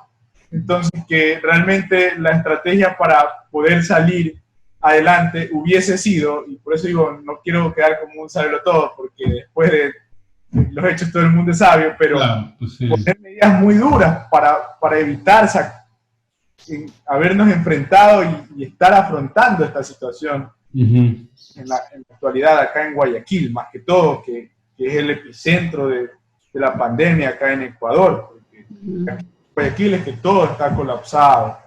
Colapsó el sistema de las morgues, colapsó el sistema de salud pública, el sistema de salud privado no es fácil. Acá hay que cuidarse mucho porque aquí, por ejemplo, tenemos la movilidad reducida y en estas 4 semanas, poco más de 4 semanas que llevamos en aislamiento, hemos visto accidentes de tránsito, yo los he visto en las noticias. O sea, yo digo, enfermarte ahora en esta situación, en un país como Ecuador, en las condiciones que estamos, es muy complejo. Entonces, si un país hermano tiene condiciones similares a Ecuador, pues tomársela en serio, no solo el gobierno, también la ciudadanía, porque parece mentira, el ciudadano tiene más poder para cambiar la realidad que la pandemia, que el mismo gobierno como tal. Si todos los ciudadanos damos lo mejor de nosotros para cumplir con las recomendaciones, fácilmente se va a poder contener el avance del virus. En instancia es uno como ciudadano que lo transporta, ¿no? Y eso. Nuestro país es muy similar al tuyo. Obviamente nuestro sistema de salud también es malo y creo que se han tomado un montón de medidas que por el momento parecen exageradas. Se esperaban muchos casos al día de hoy. Tenemos casi 200. ¿Cuántos tenemos? 100 y algo, ¿verdad? ahorita tenemos creo que 190. 190, ajá. Sí. Entonces, esperemos que... Sí, 190. 190 casos. Entonces, la verdad que estamos confiados. Esperamos que las medidas que tomó el gobierno, asesorada por personas que saben de lo que hablan, logremos como aplanar bastante la curva, creo yo. Eso esperamos. Por ejemplo, mire, algo que sucedió acá en Guayaquil, no sé si lo habrán hablado por redes sociales, es que, por ejemplo, el sistema de salud pública vivió un ausentismo bastante grande en estos momentos de pandemia, porque los doctores también, o sea, ellos son médicos, pero si no les das las herramientas de bioseguridad para protegerse ellos, también llega un punto en que si somos fríos al hacer el análisis, tú tienes que estar bien para poder ayudar. Si tú estás enfermo, no vas a poder ayudar. Hubo un alto índice de ausentismo en el sistema de salud pública. ¿Ya? ¿Por qué? Porque no tenían los elementos de bioseguridad apropiados. Entonces quizás son pequeñas cosas, pero que pueden hacer la gran diferencia si no se las tiene en cuenta.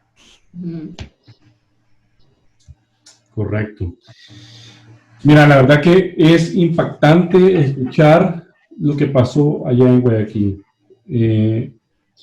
O sea, realmente es primera vez en mi vida que yo escucho que se tiene que guardar un cuerpo de una refrigeradora después, ¿verdad? Y debe haber sido muy triste para la familia tener que tomar una decisión como esa. O sea, yo no puedo más que imaginarme el momento de tomar esa decisión, ¿verdad? Y tener que hacer eso. O sea, y por lo visto, ella no murió directamente por coronavirus. No. Es como un daño en cierta forma colateral que viene adicional a que el sistema de salud había colapsado por el coronavirus. Y lo mismo pudo haber pasado tal vez en otras partes con, no sé, con lo que hablábamos, un apendicitis, un paro al corazón o qué sé yo, ¿verdad? Entonces, todas esas cosas también hay que tomarlas en cuenta, pues, ¿no? Hay muchos factores que influyen en aquellos que están tomando las decisiones. Son decisiones muy, muy difíciles, me imagino. Claro, sí, sí. ¿Has escuchado tú acerca de lo que pasa en El Salvador? ¿Se ha hablado algo de El Salvador allá en Ecuador? No, así yo en las noticias pues no lo he visto, pero en las redes sociales pues uno luego trae la fuente de información. Sí he visto que el presidente ha tomado medidas bastante radicales, por así definirlas. Sí. Me imagino que sus razones debe de tener. Ustedes me dicen que tienen un sistema de salud bastante parecido al nuestro. O sea, entonces, digamos que pues en cuanto proporcionalmente hablando, ¿verdad? Porque la ciudad obviamente, o sea, o el tamaño del país es mucho más pequeño que Ecuador. Pero digamos, creo que el punto es que nuestro sistema de salud, o sea, no es el mejor sistema de salud del mundo, pues, o sea, tenemos deficiencias en el sistema de salud. También se dan casos, especialmente en temas de especialidades, en los que si tú pedís una cita te la dan para el otro año o dentro de meses, pues. Eso no es algo que no sea común en este país, ¿verdad? O sea, sí pasa. Claro, entonces tenemos bastante similitudes guardando las correspondientes distancias en cantidades, ¿no? Entonces creería que sí son bastante acertadas porque en países que tengan quizás sistemas similares de salud al de Ecuador, creo que la estrategia a la luz de los hechos, ya ahora como ciudadano de este país, guayaquileño, te puedo decir, la estrategia es evitar que entre el virus o contenerlo, porque si no, la estrategia ya no se va a ser muy difícil tratar de decir vamos a tratar de aplanar la curva, porque aquí hay algo que quizás países como en la propia Wuhan, en China, en esa ciudad que fue el epicentro, o en España, en Italia, o en estos países allá, es más fácil decirle a una persona, quédate en casa. Aquí en Ecuador veníamos con una métrica, un indicador muy fuerte que era del empleo no adecuado. Estábamos prácticamente y venía creciendo. Hasta el año pasado, creo que fue a finales del 2019, de 10 personas, 6 estaban en la lista de empleo no adecuado. Solo 4 adecuadas. Entonces, esas 6 son personas que tenían que salir día a día a buscar el sustento. Entonces, ¿cómo tú le dices a una persona, solo quédate en casa? Entonces, eso se va a hacer complicado. Claro. En países como los nuestros, cuando tú entras a la etapa de Guayaquil, de pandemia y todo esto es catastrófico y todas las plagas se te juntan, porque ya te voy a decir a qué me refiero con todas las plagas se te juntan, ya no como que no hablamos mucho de que sí, vamos a aplanar la curva. Ya es verdad, yo veo, sí, vamos a aplanar la curva, pero aquí en Guayaquil llegó el punto en que esto ya era de supervivencia, de sobrevivencia. Ya no estábamos hablando de que vamos a aplanar la curva, o sea, ya que hay que sobrevivir. ¿Ya? Y muchas familias han hecho eso, en el quédate en casa, porque quizás uno adulto puede racionalizar la comida, pero tú cómo le haces entender a un niño de 8, 2 años, 10 años, no hay mucha comida, eso es complicado. ¿Ya? Y eso es parte de lo que aquí también dicen, no, la gente es indisciplinada, no hace caso, pero si hacemos un análisis y luego podemos sacar correlaciones, vemos que en las zonas que más indisciplina ha habido, si bien es cierto, podemos ver factores culturales, de educación también, pero vemos que son las zonas más pobres, que son las que prácticamente estaban dentro de la gran estadística de 6 personas de cada 10 en empleo no adecuado. Entonces, eso hay que tomarlo en cuenta como ciudadanos, por así decirlo, porque quizás nosotros tenemos que tomar las medidas que se han hecho en otros países, pero aplicarlas a nuestra realidad, ¿no? Exacto.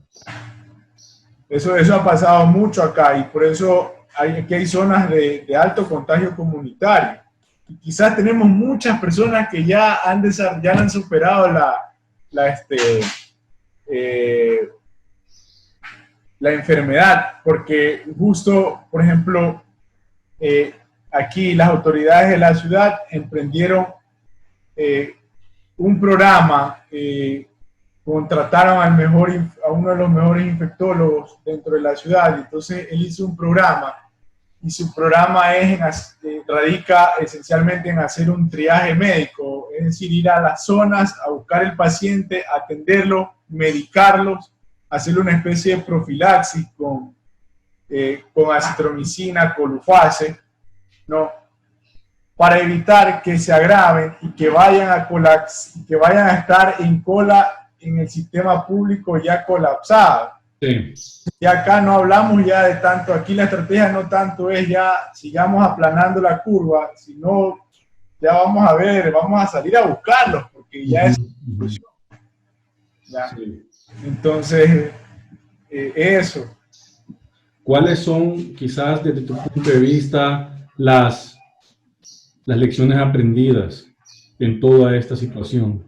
Ya para quizás ir terminando.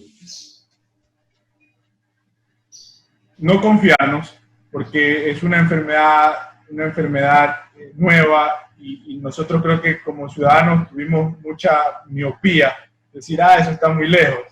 Y cuando nos llegó acá, pues ya nos dimos cuenta que era mortal. Esto no es un juego, si es grave, si a ti no te ha tocado, pues da gracias a Dios, a la vida o a lo que tú creas, porque no te ha tocado. Pero esto es una realidad, es una enfermedad, sí es mortal. Entonces, yo he estado con 2 positivos y desde siempre con esos 2 positivos de COVID tuve la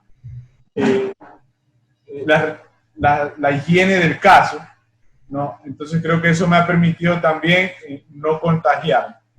También, si bien es cierto, es una enfermedad altamente infecciosa que puede llegar a ser mortal, pero tampoco debemos de caer en la desesperación y en el miedo. Si seguimos las recomendaciones, vamos a poder mantenerla lejos de nosotros. Algo que vivió Guayaquil acá es que también estamos en la estación típica de enfermedades respiratorias, ¿no? Alergias, dengue, paludismo, malaria. Ese es otro factor que se nos juntó acá en Guayaquil, porque son los meses de lluvia y Guayaquil es una ciudad muy tropical, muy caliente. Entonces, muchas de las personas han caído por dengue. ¿Ya? Entonces, todo está colapsado, no encuentras la medicina, no encuentras el médico. Entonces, esos problemas hemos tenido acá. Wow. Tratar de, aunque estemos quizás en países que no confiemos en nuestros gobiernos, tratar de ser comprensivos con las medidas que toman, ¿no? Porque quizás uno no conoce a ciencia cierta los problemas de fondo que hay en las diferentes carteras del Estado. Entonces uno se vuelve incrédulo y dice, ¿por qué voy a seguir? Pero entonces exhorto un poco a los ciudadanos a que seamos menos incrédulos y apoyemos estas medidas preventivas sanitarias que tomen las autoridades, porque si no, no va a funcionar. Me gusta mucho eso que dijiste, porque como estamos viendo la situación un poquito de fuera todavía, a veces nos parece que están exagerando, pero nosotros no tenemos el panorama completo, como lo decís, o sea, solo vivimos nuestra propia realidad, pero no somos expertos, pues. Sí, la otra cosa que también lo hablábamos la última vez que tuvimos la llamada fue que somos de los últimos países en que han tenido casos. Entonces, hemos tenido la oportunidad de ver cómo se ha desarrollado esto en todos los demás países, ¿verdad? En algunos todavía se sigue desarrollando y lo que yo veo es que en algunos casos, algunos países en los que se tomaban como ejemplo hace como 3 semanas, 2 semanas, hoy ya no podemos tomarlos como ejemplo, ¿verdad? Porque estamos viendo ciertas consecuencias. Hay algunos que, los países que yo he encontrado que mejor han tomado decisiones, han sido decisiones muy drásticas, llamémoslo así, o sea, han sido bien tajantes, no han jugado con el riesgo, y han tenido muy buenos resultados a comparación de otros que tal vez están a la par o están cercanos o algo similar.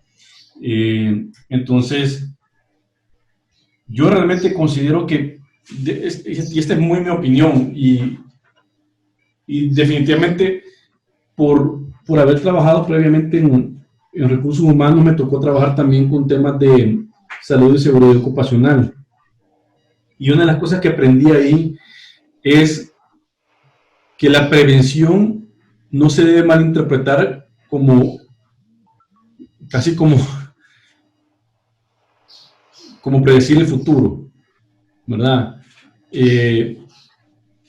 O sea, si uno tiene que tomar alguna decisión de prevención, es justamente para que eso que uno previene no pase, ¿verdad? O sea, que la ganancia es que que la acción que estoy tomando ocasione que lo que podría pasar no pase, ¿verdad? Algún ejemplo sencillo es que, o sea, si tengo unas escaleras, yo pongo una baranda para que la gente se pueda agarrar de ahí para que nadie se vaya a caer, y pongo algún rótulo que diga que es obligatorio agarrarse de esa baranda, o barra, no sé cómo se llamaría, asidero, pasamano es la palabra. Y en el mejor de los casos, eso nunca va a pasar, nadie se va a caer, ¿verdad? Pongo extintores de incendios con la esperanza de nunca tener que usarlos, ¿verdad? Porque en teoría he tomado otras medidas para que no se tengan que usar. Entonces cualquiera podría decir, ¿para qué vamos a gastar en eso? ¿Por qué vamos a agarrar ese espacio para eso? Ahí podría poner, no sé, un cuadro, una estatua, lo que sea, que se mire más bonito, y podría ocupar el dinero de eso, que encima tengo que estar revisando año con año para asegurarme que todavía está cargado, y si está descargado tengo que mandarlo a cargar y pagar eso. Pero es que eso lo estás haciendo para no tener que usarlo, o sea, la prevención es para no usarlo, para que no pase algo, no es para decir, ya viste, hubo un incendio, o ya viste, se cayó alguien. O sea, no es ese el propósito, nunca es ese el propósito en prevención. El propósito es nunca tener que llegar a ese punto, ¿verdad? Entonces, es bien difícil ver eso. Y lo que te decía, es que es bien difícil decirlo de una forma positiva, porque lastimosamente otros países ya sufrieron un montón. Pero para nosotros es una forma de ventaja en el sentido que ya vimos cómo funcionaron las medidas que ellos han tomado, vimos si funcionaron o no funcionaron, vimos cuáles son las medidas que sí funcionaron y cuáles no. Y nosotros podemos decir, bueno, esto funcionó ya, esto no, esto sí, esto no. Entonces, ya más o menos tenemos el panorama más claro versus otros países que para el momento que les llegó apenas estábamos como humanidad dándonos cuenta que existía el virus, ¿verdad? Ellos estaban literalmente caminando en la oscuridad. Había una información bastante incompleta, bueno, todavía sigue bastante incompleta, pero peor en ese momento, y las cosas ahorita van bien rápido.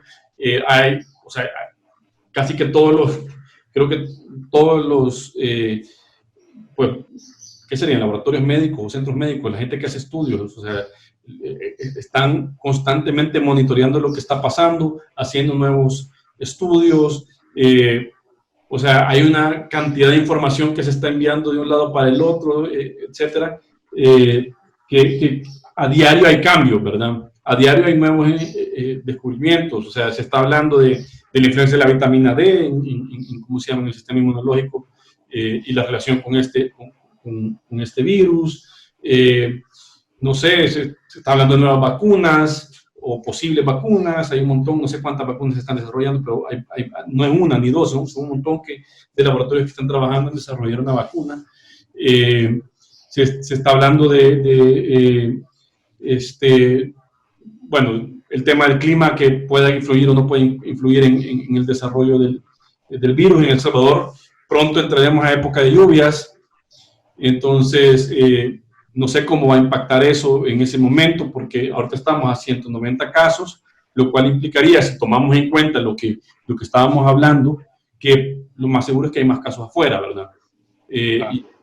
Y tienen ya días de estar afuera. Entonces, tenemos que pensar que a futuro vamos a tener más casos, y en ese momento que venga la época de lluvias, que es la época de gripes y enfermedades respiratorias, pues pueda ser también de que eso agudice el problema. Espero que no, yo realmente espero estar equivocado en este tema. Pero a lo que yo voy es que si en temas de prevención no se debe de jugar, y mucho más cuando ya viste el ejemplo de no sé cuántos países tienen el virus, 80 y pico países que tienen el virus actualmente. Algunos les ha ido mejor que a otros, algunos son casos inexplicables que tal vez no han pegado tanto como en otros, pero ese es el problema, que eso es inexplicable, ¿verdad? Nadie puede decir, es que eso fue por esto, entonces, porque si esa fuera la solución, todo el mundo lo estuviera haciendo, ¿verdad? Entonces, yo creo que lo mejor es prevenir. Desde mi punto de vista, todos hemos tenido algún tipo de afectación económica. Personalmente nosotros lo hemos tenido, nos ha pasado, hemos perdido clientes, hemos perdido ingresos, pero... ¿No se cerraron contratos? Sí, tenemos contratos que íbamos a cerrar que no pudimos cerrar, y nos ha dolido hasta el alma, pues, pero yo aún así, yo en mi jerarquía de valores no puedo poner la economía antes que las vidas. O sea, no puedo, ¿verdad? A mí me gustaría terminar esta conversación con un pequeño pensamiento que he estado durante todas estas últimas semanas dándole vuelta, ¿no? Es que nosotros como ciudadanos, personas ahí en cada uno dentro de nuestros países, tenemos que comprender que no estamos viviendo en tiempos normales, ¿verdad? Porque creo que el pecado que se ha visto un poco aquí también en Guayaquil, en el Ecuador, es tratar de querer mantener nuestra vida de la misma forma antes del COVID, ¿ya? Y entonces querer hacer nuestras cosas con la misma normalidad, ¿ya?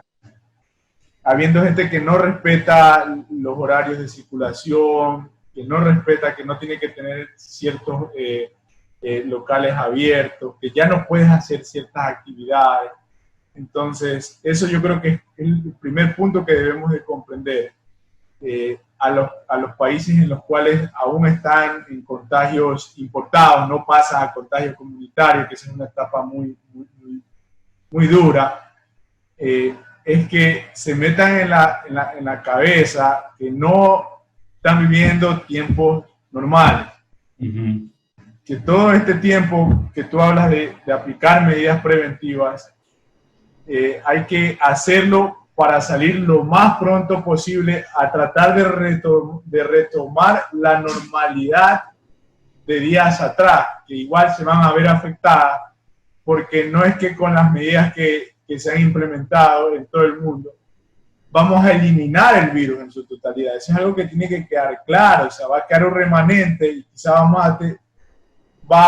este COVID va a ser quizás una de las enfermedades ocasionales que podríamos llegar a tener, como en los países que tenemos épocas de lluvia o son bastante tropicales, como tenemos un dengue, una malaria. Puede que este COVID al mediano o al corto mediano plazo se convierta en ese tipo de enfermedades. Entonces, tener eso presente, o sea, que realmente no estamos viviendo en una época de normalidad, o sea, eso no es. Y ahí va a ayudar mucho a acatar todas las medidas de prevención que tú acabas de nombrar y que para eso es. y no pecar de miopía, de que está lejos, solo son 90 casos. Sí. Esperemos, 90 me dijiste que tienen ustedes. 190. Esperemos que solo sean esos 190, que realmente ese sea el número que coincida, ¿no? Y si está por encima, que esté solo un poco más.